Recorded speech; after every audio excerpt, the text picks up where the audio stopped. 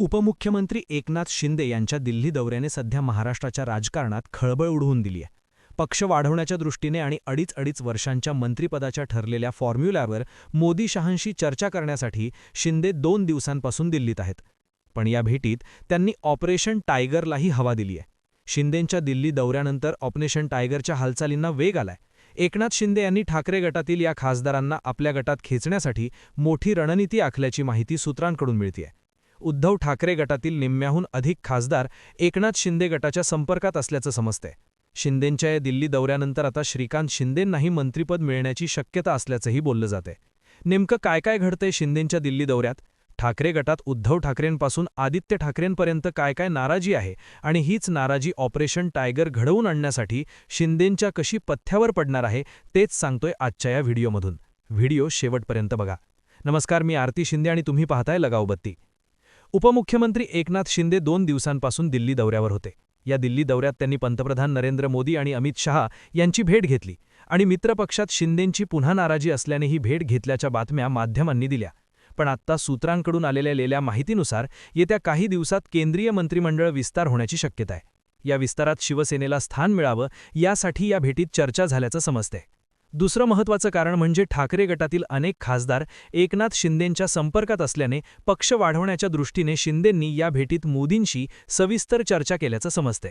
एकीकडे केंद्रीय मंत्रिमंडळ विस्तार आणि दुसरीकडे ठाकरेंचे खासदार संपर्कात आल्याने शिंदेंना आपली खासदारांची संख्या वाढवण्यासाठी मिळालेली संधी. यामुळे भविष्यात मंत्रिपद पदरात पाडून घ्यायचंय यासाठी शिंदेंची मोठी धडपड चालली आहे. आता शिंदेंचं ऑपरेशन टायगर कसं सोपं होणार आहे ते आधी सांगतो.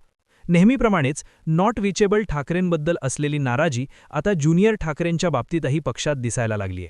उद्धव ठाकरेंनी महापालिका आणि जिल्हा परिषद निवडणुकीत कोणालाही मदत केली नाही, शिवाय प्रचार पण केला नाही, म्हणून ठाकरेंच्या खासदारांमध्ये नाराजी आहे. या संदर्भात संजय राऊत आणि अनिल देसाई यांनी एक बैठक घेतली. त्यात सर्वच खासदारांनी उद्धव ठाकरेंविषयी नाराजी व्यक्त केली आहे.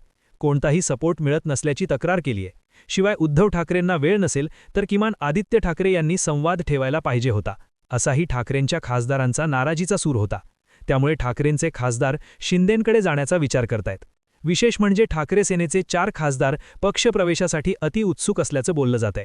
2024च्या निवडणुकीत शिंदेंच्या शिवसेनेचे एकूण 7 खासदार निवडून आले होते, तर ठाकरेंच्या शिवसेनेचे 9 खासदार निवडून आले होते. ठाकरेंचे जर निम्मे खासदार शिंदे गटात येणार असतील तर शिंदेंचा 7चा आकडा 11-12वर पोहोचू शकतो आणि ठाकरेंचे जे 9 विद्यमान खासदार आहेत ती संख्या घसरून 4 ते 5 वर येऊ शकते. पक्ष वाढवण्यासाठी शिंदे गटाने ऑपरेशन टायगर राबवणं हा झाला एक भाग. पण दुसरीकडे शिंदेंचं गणित काय? तर राज्यसभेत एनडीएला मोठं यश मिळालंय. शिवाय बिहारचे मुख्यमंत्री नितीश कुमार यांनी केंद्रात जाण्याचा मार्ग निवडलाय. त्यामुळे मंत्रिमंडळात बदल होतील हे आता स्पष्ट आहे. त्यामुळेच शिंदेंच्या शिवसेनेसारख्या प्रादेशिक पक्षांच्या मंत्रिमंडळात सहभागी होण्याच्या अपेक्षा उंचावल्यात. एकनाथ शिंदेंचा दिल्ली दौरा, संसदेत जाऊन घेतलेली पंतप्रधान नरेंद्र मोदी यांची भेट, त्यांच्यात अर्धा तास चाललेली चर्चा या सगळ्यामागे हेच गणित आहे. परंतु यावर एकनाथ शिंदे स्पष्टपणे बोललेले नसले तरी विस्तारात शिवसेनेला अधिकची जागा मिळावी अशी अपेक्षा व्यक्त केल्याचं सूत्रांकडून कळतंय. या अपेक्षांच्या यादीत शिंदेंना केंद्रात 2 मंत्रिपदं हवी आहेत. दुसरं मंत्रिपदासाठी 2.5 वर्षांचा फॉर्म्युला केलाय. यामुळे आता उर्वरित 2.5 वर्ष दुसऱ्या ज्येष्ठ खासदारांना संधी मिळण्याचीही इच्छा त्यांनी व्यक्त केली आहे. आणि तिसरं म्हणजे एक कॅबिनेट मंत्रिपद आणि एक राज्य मंत्रिपदाची मागणी शिंदेंकडून करण्यात आली आहे. आता प्रश्न शिवसेनेकडून 2 मंत्रिपदाचे ते चेहरे कोण असू शकतात? तर अर्थातच पहिलं नाव आहे खासदार श्रीकांत शिंदे यांचं आणि दुसरं नाव आहे खासदार श्रीरंग पारणे यांचं.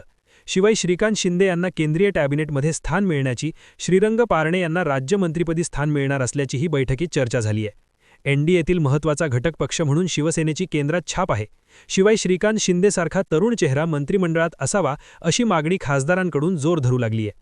श्रीकांत शिंदे यांना मंत्री करायला पाहिजे ही मागणी दिल्लीत पत्रकारांशी बोलताना खासदार नरेश मस्के यांनी बोलून दाखवली आहे.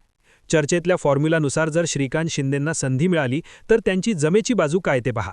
एक तर गटनेते म्हणून संसदेत पक्षाची आणि सरकारची भूमिका त्यांनी आत्तापर्यंत जोरदारपणे मांडली आहे. दुसरं, ऑपरेशन सिंदूरमध्ये परदेशात शिष्टमंडळाचं प्रतिनिधित्व त्यांनी केलंय. विरोधकांवर आक्रमकपणे तुटून पडण्याचं कसब श्रीकांत शिंदे यांच्याकडे आहे.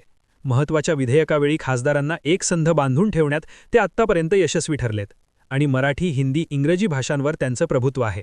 पण सध्याच्या परिस्थितीत 2.5 वर्षांच्या फॉर्म्युलाचा विचार करायचा असेल तर यातली महत्त्वाची अडचण म्हणजे शिंदेंकडे 7 खासदार आहेत. त्यानुसार त्यांना एकच मंत्रिपद मिळू शकतं आणि म्हणूनच आणखीन एक मंत्रिपद मिळवण्यासाठी शिंदेंनी उबाटाचे खासदार आपल्याकडे खेचून आणण्यासाठी धडपड सुरू केली आहे.